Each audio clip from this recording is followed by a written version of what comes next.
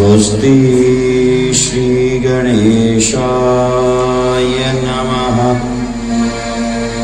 श्री वेद पुरुषाय नमः। श्री सरस्वती नमः।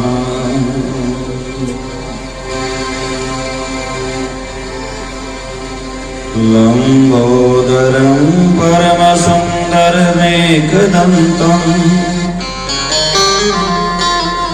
रक्तांबरं त्रिनयनं परमं पवित्रम् ओद्य दिवाकर करोज्ज्वलकायकान्तं विघ्नेश्वरं सकलविघ्नहरं नमामि।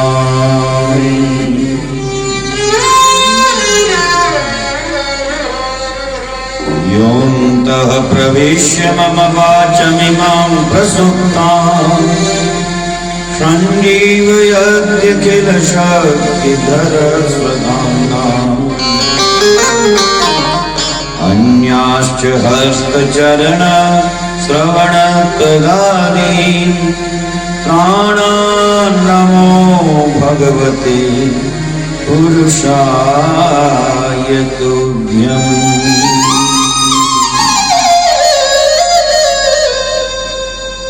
वंशी विभूषितकरानवनीरदाभा पीताम्बराधरणबिम्बफलाधरुष्ठा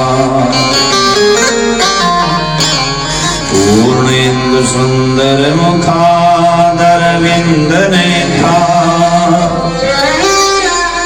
कृष्णात् परं किमपि तत्त्वमहं न जाने।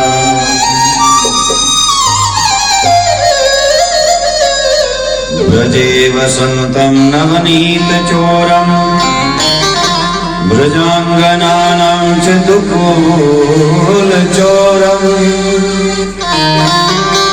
अनेकजन्मार्जित पापचोरम्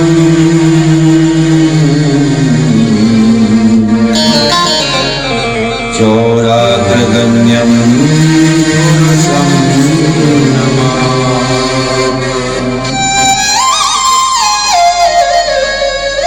जय जय श्री राधारमण जय जय नवल किशोर जय गोपी चित चोर प्रभु जय जय माखन चोर। श्री राधा मेरी स्वामिनी मैं राधे तेरुदास जन्म जन्म में दीजिए श्री चरण मेरा।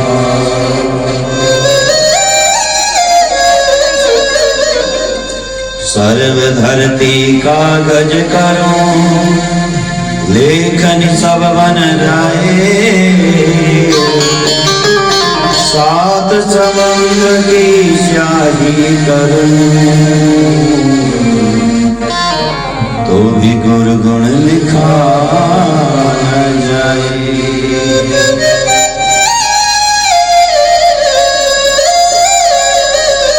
देश विदेश और नगर नगर हम कहीं बजा कर ढोल कोटि बदले जाए रहा ये जीवन तेरा अनमोल। यह तन विष की बेल है और गुरु अमृत की खान शीश दिए सदगुरु मिले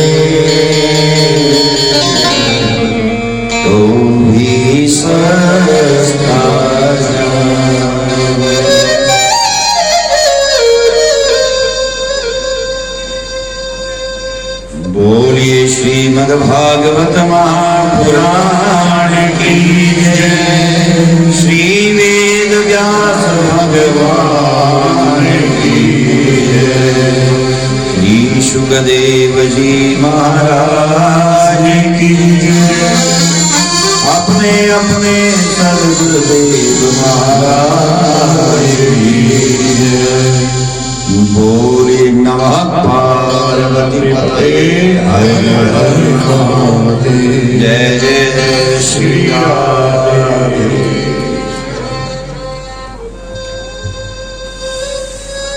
अनंत कोटि ब्रह्मांड नायक, इस चराचर जगत के सर्जक, पालक और संहारक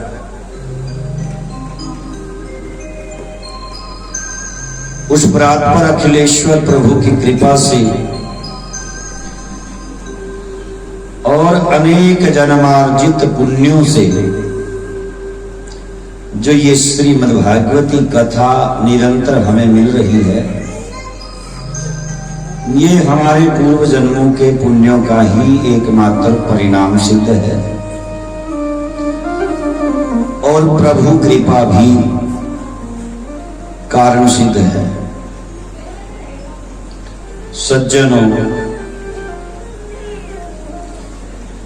ऐ बसर जग में आके मनुष्य तन को पाके अकल कुछ जरा कर कि क्या कर रहा है। संत और महापुरुष, मैं कौन हूं, कहां से आया हूं, क्या करने के लिए आया हूं और क्या करने के लिए जाना है। इस भागवती कथा का सारांश में यही चार बातें, ये जानकारी हासिल कर लेना। को हम कुतः आया कहा, कस्मै आया कहा, कुत्र गमिष्यामि। अर्थात मैं कौन हूं, कहां से आया हूं, क्या करने के लिए आया हूं और कहां पर मुझे जाना है। ये चार बातों का ज्ञान भागवती कथा सिखाती है। ऐ बसर, बशर कहते हैं मनुष्य शरीर को, मानव को बशर कहते हैं उर्दू के अंदर। किसी महापुरुष ने बड़े सुंदर शब्द कहे हैं, ऐ बसर जग में आकर मनुष्य तन को पाकर अकल कुछ जरा कर कि क्या कर रहा है। कभी वक्त पाकर एकांत में जाकर अपने मन से कहा कर कि क्या कर रहा है। कभी वक्त पाकर एकांत में जाकर अपने मन से ये प्रश्न करना चाहिए हमें कि तू क्या कर रहा है, तू कौन है, कहां से आया है, क्या करने के लिए आया है। और ये सारा जीवन, जितना भी जीवन जिएंगे, चाहे 60 साल का, चाहे 70 साल का, 80, 90, 100 साल का, ये जीवन जीने के बाद फिर कैसे कहां पर जाना होगा।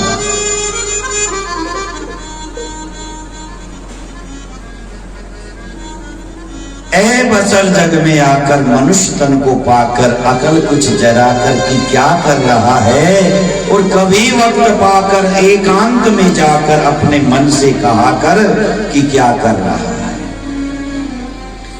धर्म समझ कर तू करे बेईमानी, धर्म समझ कर तू करे बेईमानी और समझता है मजलूम का खून पानी। जो जीवन की कश्ती में अगर भर गया पापों का पानी तो समझ ले कि है डूबने की निशानी। ऐ किस्मत के साकर जुल्म खुद कमाकर तू तकदीर का क्यों गिला कर रहा है।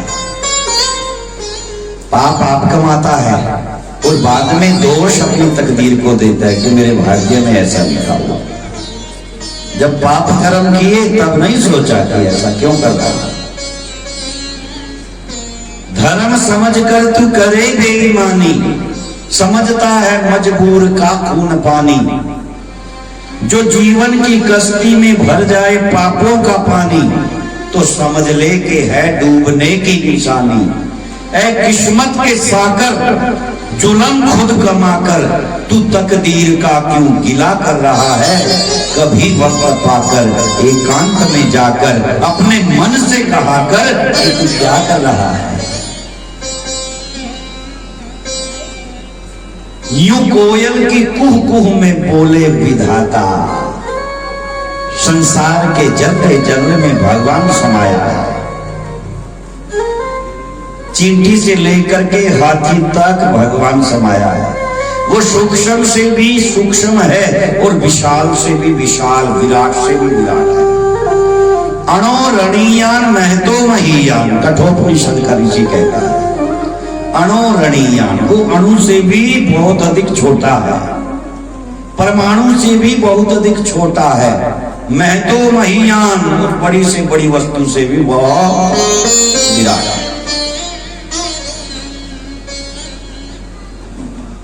संत महापुरुष कहते हैं कि कोयल की कुह कुह में बोले विधाता, सुभान तेरी कुदरत ये तीतर है गाता। चमन में परिंदों का राजिक है दाता, कि हर पत्ता जंगल का ताली बजाता। तू सुन वन में जाकर सुबह सुबह पंछी गाकर, फर्ज अपना वो भी अदा कर रहा है। कभी वक्त पाकर एकांत में जाकर अपने मन से कहा कर, ओ मन तू ये क्या कर रहा है? समय व्यर्थ क्यों कर रहा है? बर्बाद क्यों कर रहा है?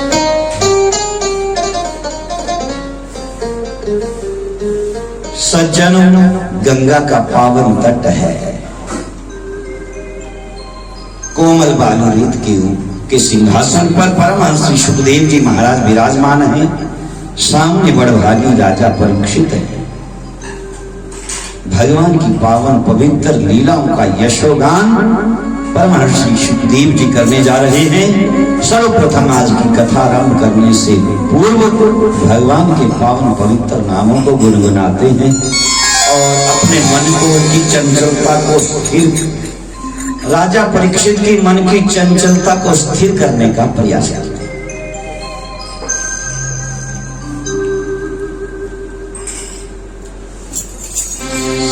श्री राधे श्री राधे श्री राधे श्री राधे श्री राधे।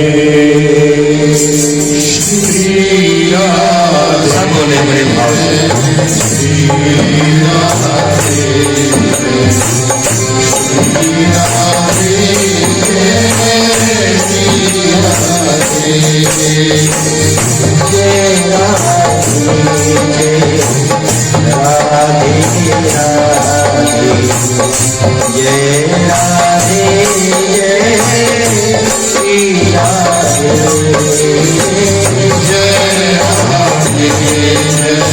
बड़े प्यार से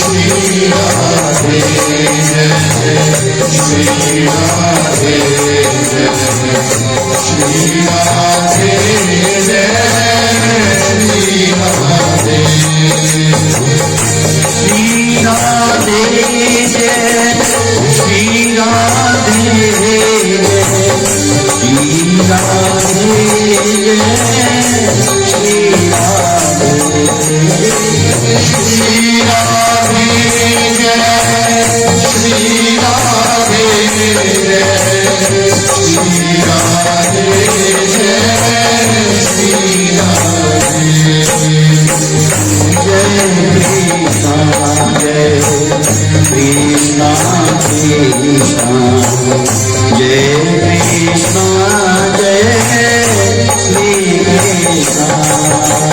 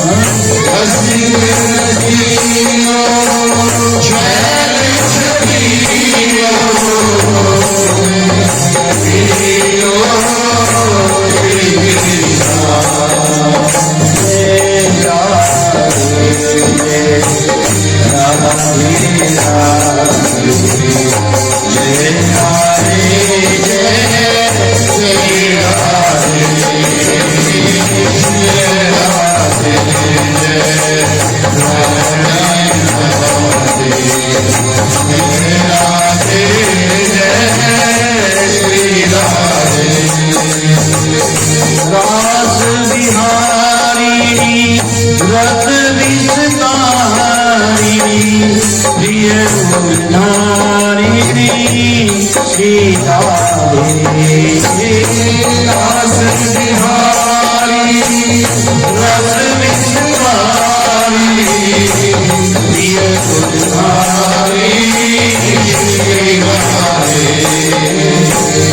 नव नव रंगी नवरत्न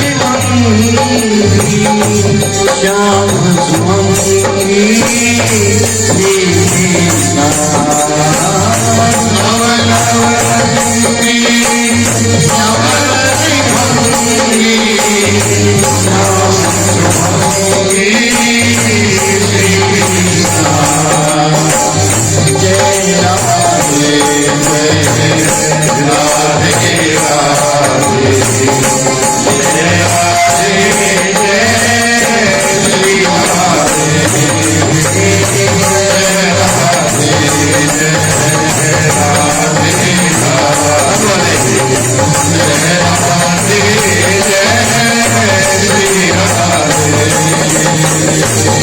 प्राण पियारी रूप जियारी अति सुकुमारी श्री राधे आनंद रानी अति सुकुमारी रूप जियारी नैन मनोहर मामोद कर सुंदर वतर सीता नैन मनोहर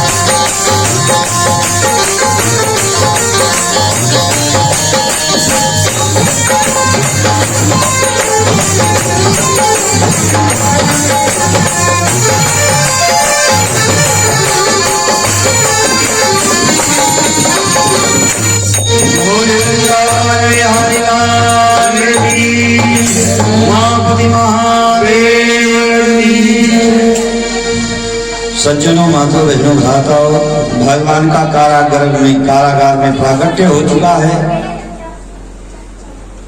भादव कृष्ण पक्ष अष्टमी और दिन आया बुधवार, रोहिणी नक्षत्र के बीच में प्रगटे कृष्ण पुराण। भगवान प्रकट हुए उसी समय नंद बाबा ने भगवान को एक पल्ले में लेटाया, पूरब में तैयारी की थी और अचेत अवस्था में देवकी है लेट आकर के पलने में जब आगे बढ़ने लगे तो एक आश्चर्यचकित कर देने वाली घटना घटित होती है। क्या देख करके आश्चर्य हो, भगवान को सिर पर पधराया और पधरा करके चल पड़े। जब चले तो घटना घटित होती है। क्या खुल गए सारे ताले, क्या बात हो गई, खुल गए सारे ताले, क्या बात हो गई, जब से जन्मे कन्हैया बात हो गई, जब से जन्मे कन्हैया बात हो गई, खुल गए सारे ताले, क्या बात हो गई, खुल गए सारे ताले, क्या बात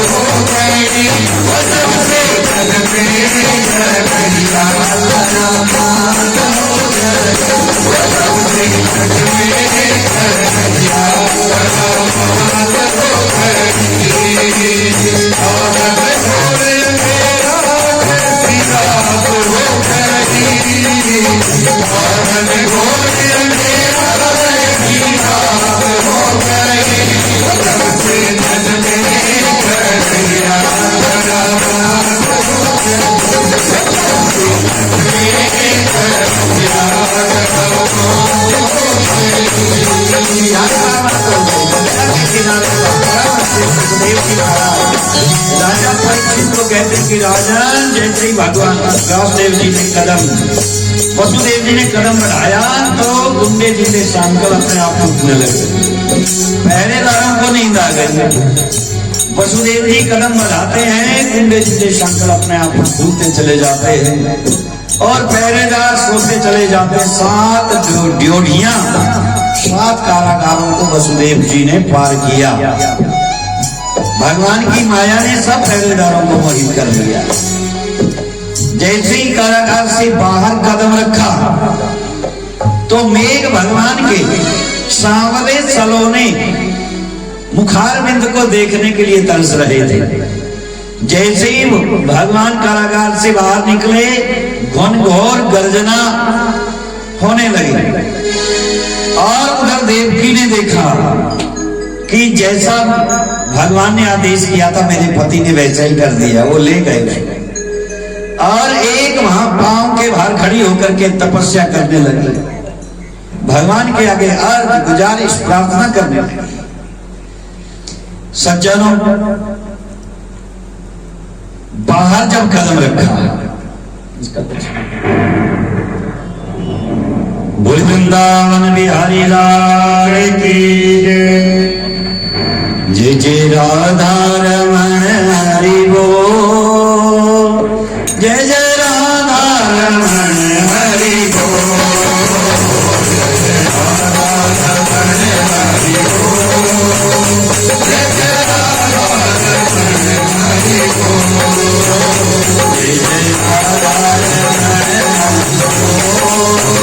जय जय राधा रमण हरि बोल, जय जय राधा रमण हरि बोल, जय जय राधा रमण हरि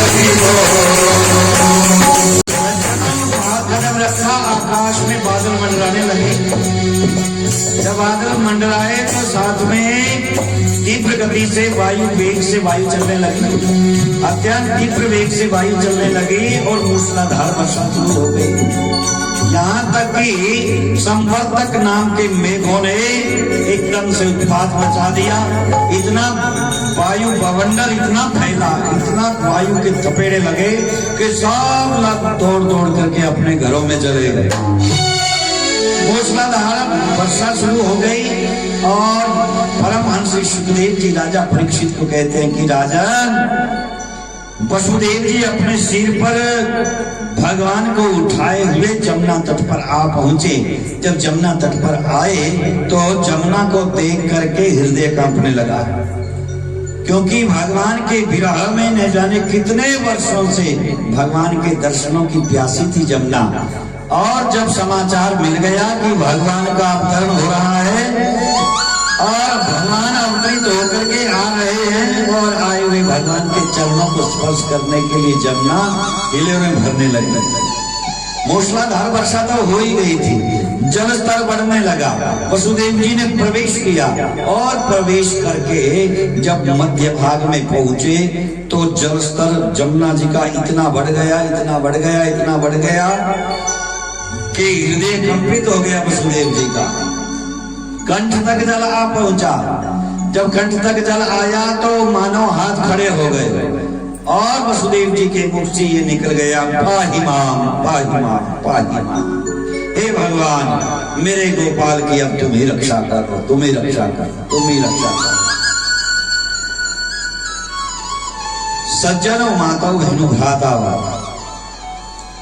तूफान के थपेड़ों को झेलता हुआ मूसलाधार वर्षा में विकल होता हुआ, परेशान होता हुआ पागलों जैसी दशा हो गई। कुछ समझ सूझ नहीं रहा है। जमुना का जल स्तर इतना है, धाराएं इतनी तेज बहने लगी कि उस जल धारा में ही बहने लगे।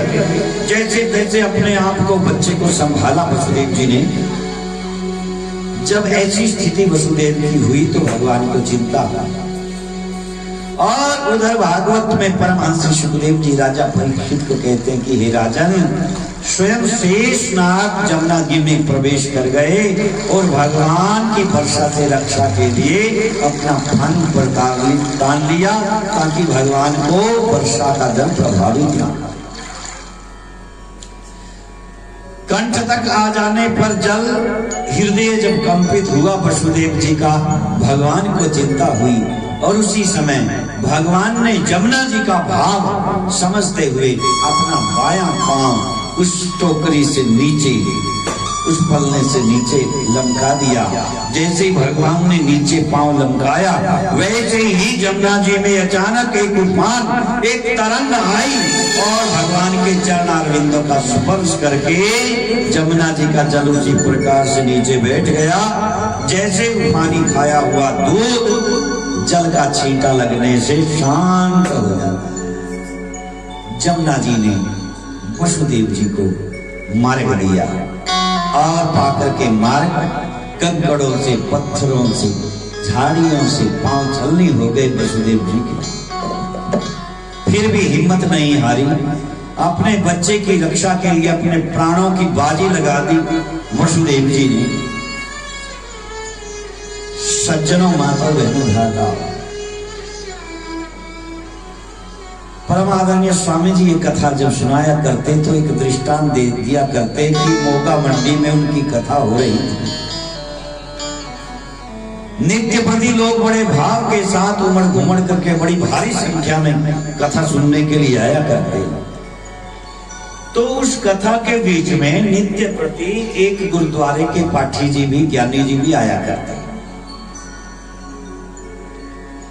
कहते कथा के बाद जिस दिन ये कथा की 5वें दिन, उस दिन कथा के उपरांत स्वामी जी अपने कमरे में चले गए तो वो ज्ञानी जी भी पीछे पीछे कमरे में पहुंच गए, बैठ गए, प्रणाम किया।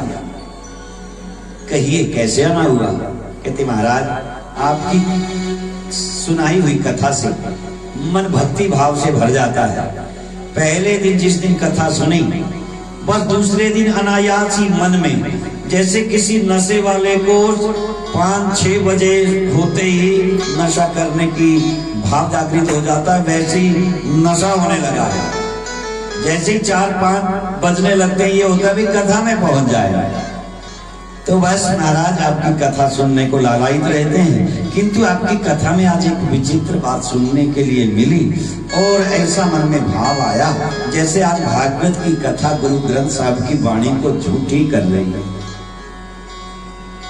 मैं गुरु ग्रंथ साहब का भली प्रकार से पाठ करता हूं और ऐसे महसूस हुआ आज कथा में कि जैसे ये कथा, आज की कथा गुरु ग्रंथ साहब की वाणी को मिथ्या कर रही है। अब पता नहीं वो मिथ्या कर रही है या मेरे मन का कोई, मेरे विवेक का, समझने का कोई दोष है। एक मन में शंका पैदा हुई है। कहते कहो ज्ञानी। ज्ञानी जी कहने लगे कि महाराज हमारे गुरु ग्रंथ साहब में ऐसा लिखा है। जब ज्ञानी जी ने ऐसा कहा तो स्वामी जी ने ज्ञानी जी को कहा कि भाई ज्ञानी जी, सबसे पहले तो आप ये मत कहिए कि हमारे गुरु ग्रंथ साहब में ऐसे लिखा है। गुरु ग्रंथ साहब आपका अकेले का नहीं है, समस्त विश्व का है। उसके अंदर जो ज्ञान है, जो शब्द राशि है, जो निश्चल और निष्काम भाव से जो ज्ञान बरसाया गया है, वो उसके ऊपर तुम्हारा अकेले का अधिकार नहीं है, सारे विश्व का अधिकार है। ये मत कहिए कि हमारे गुरु ग्रंथ साहब में ऐसे लिखा है, क्योंकि मैं बहुत समय तक पाठ करता रहा। आदि सच जुगादि सच, नानक है भी सच, होशी भी सच, सोचे सोच ना होवे जे सोचे लख बार। स्वामी जी ने उसको पूरा वो जपजी साहब सुना दिया। कहते भाई हमारा भी मन करता है ये पढ़ने को, किंतु आपके मन में कैसी शंका हुई? ये शंका हुई महाराज गुरु ग्रंथ साहब में ऐसा लिखा है, जिसके सिरे ऊपर तू स्वामी, सो दुख कैसा पावे। जिसके सिरे ऊपर तू स्वामी, सो दुख कैसा पावे। ये वाणी आती है, जिसके सिर ऊपर भगवान की कृपा होती है, हाथ होता है, वो दुख नहीं पाता। किंतु मैं आज की कथा में मैंने श्रवण किया कि स्वयं साक्षात 16 कला पूर्ण साक्षात ईश्वर के स्वरूप भगवान श्री कृष्ण वसुदेव जी के सिर पर विराजमान है। कृपा का हाथ तो दूर रहा, वो स्वयं सिर के ऊपर बैठे हुए थे। किंतु वसुदेव जी ने इतने कष्ट, इतनी पीड़ा, इतनी तकलीफ सहन कर, ऐसे लगता है महाराज गुरुवाणी मिथ्या हो रही है। स्वामी जी मुस्कुराए और कहने लगे, कहते भाई गुरुवाणी मिथ्या नहीं है, तेरे समझने का भाव मिथ्या है।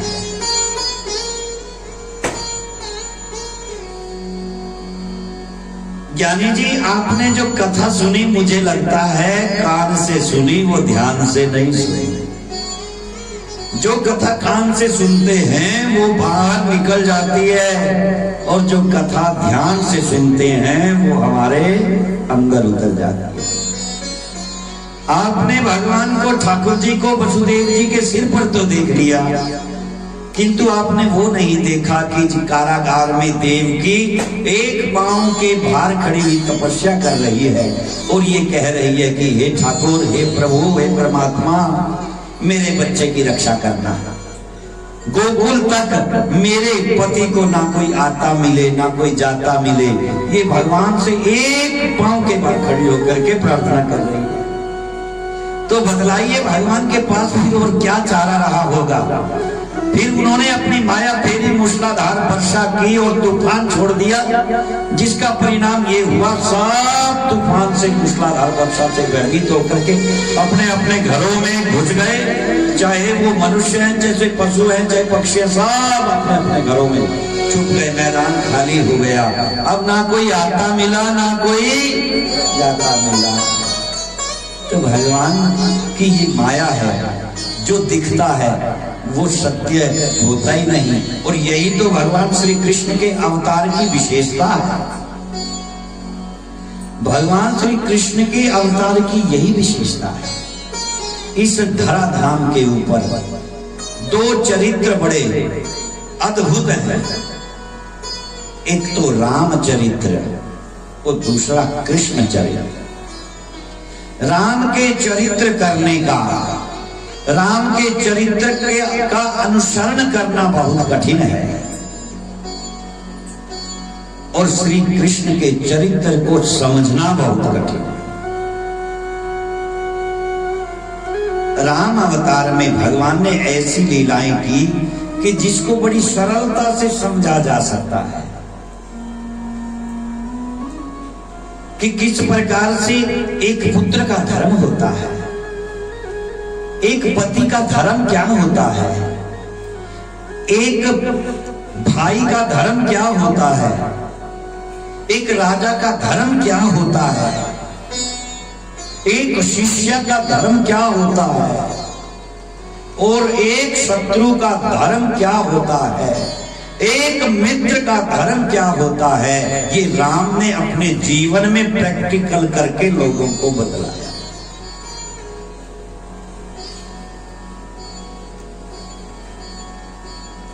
चौदह वर्ष का वनवास और अयोध्या का चक्रवर्ती सम्राट का राज्य एक तिनके की भांति ठोकर मार करके और जंगलों की ओर हो लेना, वनगमन करना, ये कोई सामान्य बात नहीं है।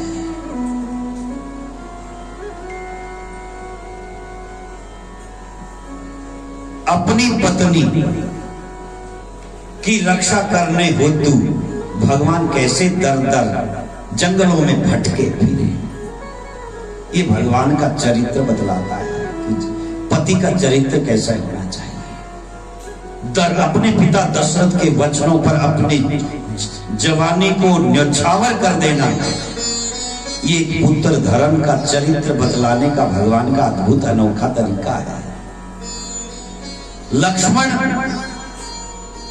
14 वर्ष तक जिसने एक क्षण भर के लिए भी नींद नहीं ली और अपने भाई के लिए अपने 14 वर्ष जंगलों में व्यतीत कर दिए, तो ये तो राम कथा से, राम के चरित्र से ही हमें सीख मिलती है। अपना मित्र भले ही कमजोर है, अगर चाहते तो सीधा जाकर के बाली को मित्र बना लेते। बाली में अथाह बल था, वो रावण तो क्या, रावण के बाप को की भी भुजा उखाड़ करके फेंक देता। इतने युद्ध करने की आवश्यकता ही नहीं थी, अकेला बाली का ही पराक्रम बहुत था रावण के लिए। फिर भी कमजोर, असहाय, निर्बल सुग्रीव को भगवान ने मित्र बनाया। और फिर मित्र की सहायता किस प्रकार से की, ये सब जीवन में उतार करके बतलाया। एक स्वामी का धर्म क्या होता है, वानरों की रक्षा सुरक्षा करके भगवान ने बताया।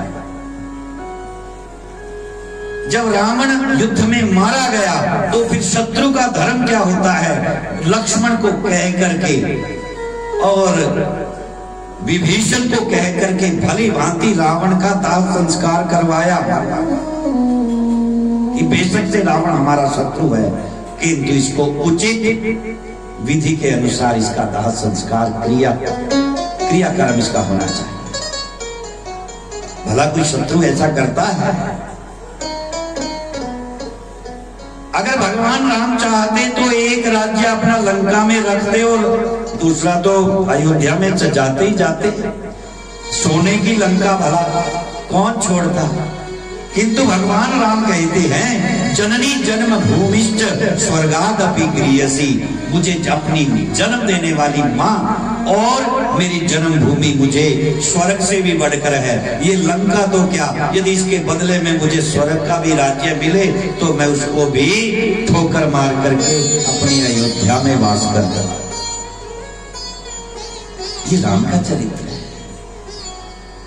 सज्जनों, राम का चरित्र सीधे सीधे समझ में आता है,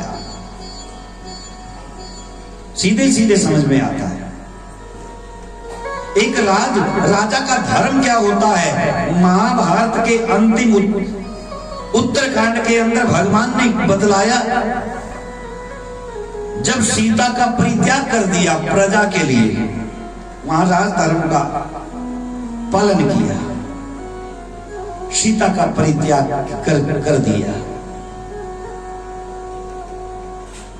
राजधर्म को अपनाया। कहने का भाव ये है कि भगवान श्री राम के चरित्र को समझना आसान है, किंतु उसका अनुसरण करना बहुत कठिन है। ऐसा करना संभव नहीं है। और उधर भगवान श्री कृष्ण के चरित्र को समझना कठिन है और उसका अनुसरण करना तो सरल लगता है। जैसे भगवान ने लीलाएं की, जैसे भगवान ने लीलाएं की, आप लोग करके देखो, पता चल जाएगा। नहीं अंदर पाओगे तीसरे दिन जेल के अंदर। उसका अनुसरण नहीं हम कर सकते, उसको समझ नहीं सकते। सज्जनों, माताओं, बहनों, भ्राताओं, कहने का भाव ये है कि ये दो चरित्र ऐसे हुए भारतवर्ष में। इन्हीं दो चरित्रों के ऊपर हम सनातन धर्म की नींव टिकी है। भगवान को सुरक्षित ले जाकर के वसुदेव जी ने गोकुल में जाकर, नंद भवन में जाकर नंद भवन का दरवाजा खटखटाया। अंदर से नंद बाबा आए और नंद बाबा ने से वार्तालाप हुई। कन्हैया को यशोदा की गोद में लेटा दिया। यशोदा के अभी अभी एक पुत्री हुई है, अचेत अवस्था में है यशोदा, और उसकी गोद से पुत्री को उठा करके वसुदेव जी को प्रदान किया और भगवान को यशोदा की गोद में लेटा। कन्या को वापस ले आए और हे राजा परीक्षित, जैसे ही वसुदेव जी उस कन्या को अपने सिर पर उठा करके कारागार में प्रवेश करते हैं, जैसे जैसे प्रवेश करते चले जाते हैं वैसे वैसे कुंडे जिंदे संकल अपने आप लगते चले जाते हैं। उधर पहरेदारों की भी नींद खुल जाती है। गंगा के पावन तट पर परमहंस श्री सुखदेव जी महाराज को राजा परीक्षित ने यह पूछा कि गुरुदेव, ये आपने अनोखी और अद्भुत बात बतलाई, विचित्र बात बतलाई कि जब कन्या को लेकर वसुदेव जी आए तो कुंडे जिंदे सांकल अपने आप लगने शुरू हो गए, पहरेदार निद्रा से जाग गए। जब भगवान को लेकर के चले थे कारागार से, जब अपने आप खुलते चले गए, पहरेदार सो गए। ये क्या माजरा है, ये क्या रहस्य है? कहने लगे राजन, ध्यान देकर के श्रवण करो, सावधानतया सुनो। जब जीव का संग भगवान के साथ होता है,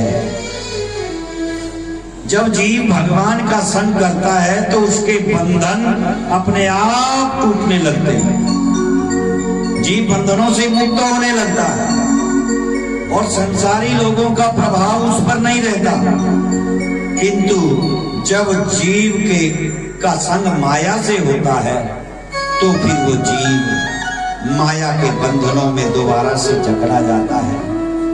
वसुदेव जी का पहले जब कारागार से निकल रहे तो भगवान से संबंध था, और जब गोकुल से वापस लौटे तो माया से संग हो गया, जिसका परिणाम ये हुआ जैसे जैसे ड्यूटियों में प्रवेश करते जाते हैं वसुदेव बंधनों में पड़ते रहते हैं और पहरेदारों का, संसारियों का प्रभाव पड़ने लगता है।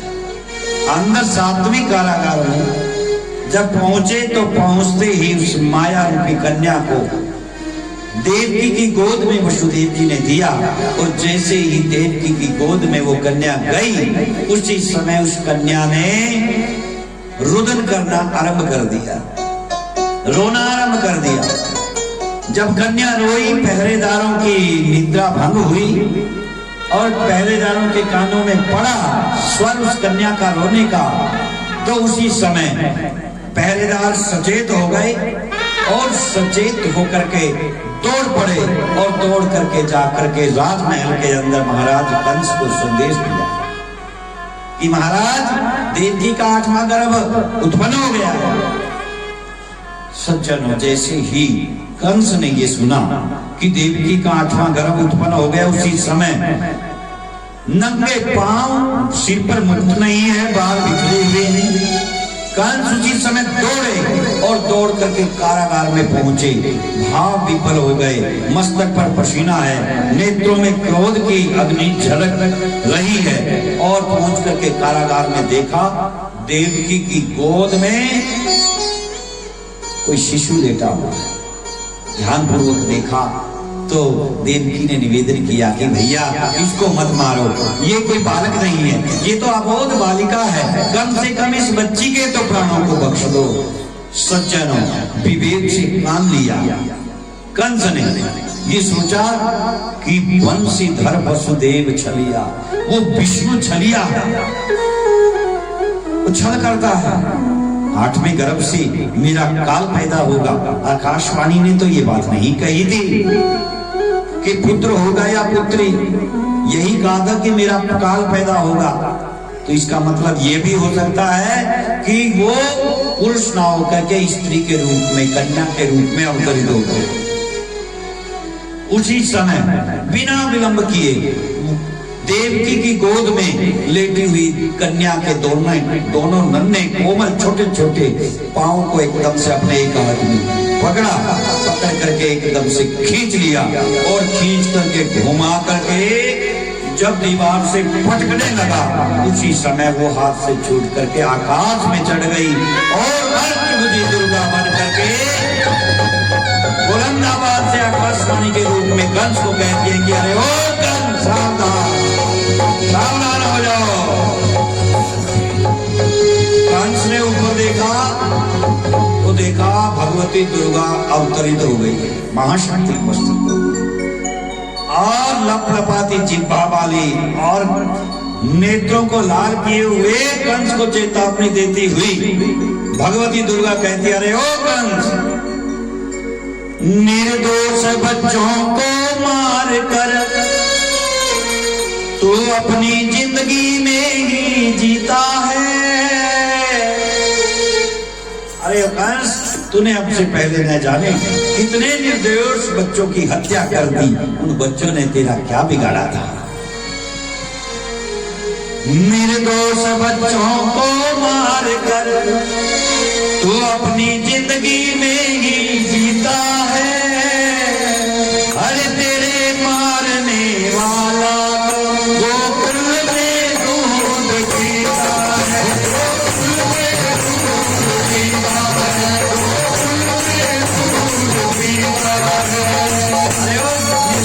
अरे वो निर्दयी, अरे वो आतताई निर्दोष बच्चों को मारकर ये कैसा पाप कमाता है, और तुझे मारने वाला तो गोकुल में दूध पीता। ये सुन करके आकाशवाणी भगवती किया वचन, मस्तक और सारा का सारा शरीर पसीने से भीग गया। भगवान की माया समझ में नहीं आई कंस को, ये क्या हो गया। आकाशवाणी ने क्या कहा और बन रहा क्या है, ये कैसी माया है। भगवती कहती, अगर ये माया तुझे समझ में आ गई तो फिर मायापति का क्या फायदा हुआ। वो कैसा मायापति हुआ था जिसकी माया ही समझ में आ गई। सज्जनों, भगवती अंतर्ध्यान होती है और कंस दौड़ता है, उसी समय सभा को बुलाता है। सभा को बुला करके सभी बड़े बड़े मायावी दैत्यों को एकत्रित कर लेता है, सबको समाचार देता है। कहते मेरे साथ छल हुआ है, आकाशवाणी मुझे मिथ्या होती हुई प्रतीत हो रही है। ये विष्णु ने कारागार में देवकी के गर्भ से जन्म न ले